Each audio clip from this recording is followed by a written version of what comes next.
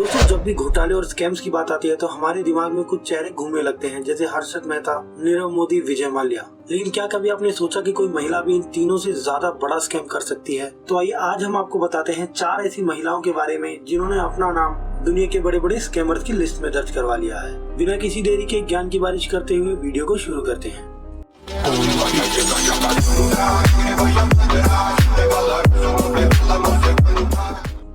आइए इस लिस्ट की शुरुआत इन्हीं से करते हैं। ये है चित्रा रामकृष्ण, जिन्होंने 4 लाख करोड़ से भी ज्यादा के वर्थ वाले नेशनल स्टॉक एक्सचेंज को किसी प्राइवेट क्लब की तरह चलाया।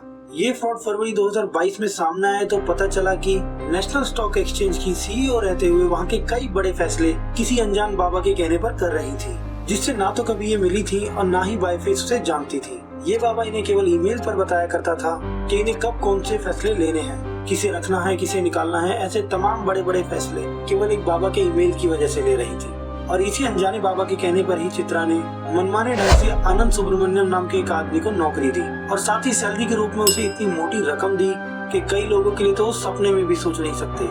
और इन्हीं मोहतरमा की मेहरबानी के चलते हुए कई सीक्रेट इन्फॉर्मेशन टाइम से पहले ही कुछ ब्रोकर और लोगों को लीक कर दिए जाते थे, जिससे उन लोगों ने कई करोड़ों का मुनाफा कमाया। लोग हैरान तब रह गए जब इन्वेस्टिगेशन के बाद पता चला कि वह अनजान बाबा कोई और नहीं, आनंद सुब्रमण्यम ही था, जिसके इशारों पर चित्रा रामकृष्ण 20 सालों से काम कर रही थी। इसमें चित्रा रामकृष्ण का कहना था कि उन्हें नहीं पता था कि ये ढोंगी बाबा आनंद सुब्रमण्यम ही है।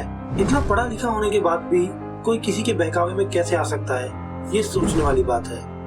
जो अगली मोहतरमा इस लिस्ट में है वो है चंदा कोचर, जिनके अर्श से फर्श तक का सफर कई लोग जानते हैं। एक वक्त था जब लोग इनकी मिसालें दिया करते थे और इन्हें कामयाब महिला के रूप में देखा जाता था, लेकिन इनकी एक गलती की वजह से ये सब कुछ मटियामेट हो गया।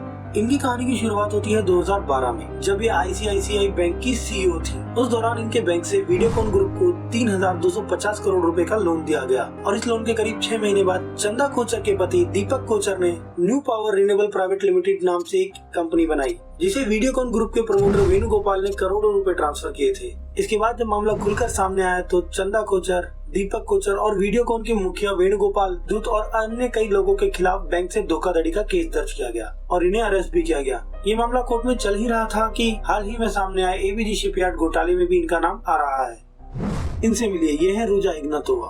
दरअसल बुल्गारिया की रहने वाली इस मोहतरमा के नाम दुनिया का सबसे बड़ा क्रिप्टो फ्रॉड दर्ज है। ऑक्सफोर्ड यूनिवर्सिटी से पढ़ी रुजा पीएचडी तक कर चुकी थी। दिमाग तो बहुत तेज था ही, तो इन्होंने सोचा क्यों ना लोगों को ही ठग लें, जिसके लिए सन 2014 में यूके में इन्होंने एक वन कॉइन क्रिप्टो करेंसी की शुरुआत की। रुजा ने लोगों का भरोसा जीतने के लिए उन्हें बताना शुरू किया कि वन कॉइन बहुत ही सुरक्षित क्रिप्टो करेंसी है, जिसके लिए केवाईसी भी की जाती है। और ऐसे ही कई कसीदे कर लोगों को ये यकीन दिला दिया कि उनकी क्रिप्टो करेंसी निवेश के लिए सुरक्षित है। और इन्होंने वन कॉइन की पब्लिसिटी इतने जोरों शोरों से की कि लोग बिना ज्यादा जानकारी जुटाए वन कॉइन में पैसा लगाने लगे, जिसमें चीन, यूके, अफ्रीका और भारत तक के कई लोगों ने पैसे लगाए और अफ्रीका के कुछ लोगों ने तो इसमें पैसे लगाने के लिए अपने खेत तक बेच दिए थे। और वक्त के साथ साथ जब लोगों को धीरे धीरे इन पर शक होने लगा तो 2017 में इन्होंने एक इवेंट के जरिए सभी सवालों के जवाब देने की बात कही और उस इवेंट में सभी लोग इनके जवाबों को सुनने के लिए तो बैठे रहे, लेकिन ये मोहतरमा वहाँ पहुंची ही नहीं। और 5 अरब डॉलर यानी लगभग 35,000 करोड़ रुपए का फ्रॉड कर ये मोहतरमा रफू चक्कर हो गई। इस मामले में कई लोगों की गिरफ्तारी तो हुई, लेकिन रोजा का आज तक कोई पता नहीं है।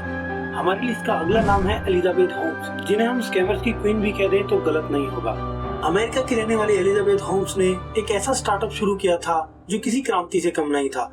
उन्होंने महज 19 साल की उम्र में 2003 में एक ऐसे डिवाइस पर काम करना शुरू किया जिसके जरिए खून की सिर्फ कुछ बूंदों से ही कैंसर समेत करीब 200 तरह के टेस्ट किए जा सकते थे। और उन्होंने उस डिवाइस का नाम थॉमस एडिसन के नाम पर एडिसन रखा। उन्होंने कंपनी की शुरुआत की जिसका नाम था थेरानोस और देखते ही देखते इस कंपनी की इवैल्यूएशन 2014 तक 9 अरब डॉलर तक चली गई। लोग एलिजाबेथ की तुलना स्टीव जॉब से भी करने लगे थे, क्योंकि ये स्टीव जॉब जैसे ही कपड़े भी पहनती थी और उन्हीं की तरह बिना लाइसेंस प्लेट वाली काली गाड़ी भी चलाती थी, जिसकी वजह से लोग इनकी तरफ काफी ज्यादा आकर्षित होते थे। लेकिन धोखे की नींव पर बने इनके रेत का महल 2015 में ढेर हो गया, जब एक पत्रकार ने एलिजाबेथ के इनोवेशन को फर्जी बता दिया। जब जांच हुई तो पता चला कि ये एडिसन डिवाइस केवल कुछ ही टेस्ट करती है, बाकी के टेस्ट तो ये और दूसरी मशीनों पर करती थी और उस डिवाइस से किए गए टेस्ट की एक्यूरेसी भी बहुत कम थी और एक झटके में ही 90 अरब डॉलर की कंपनी ढेर हो गई।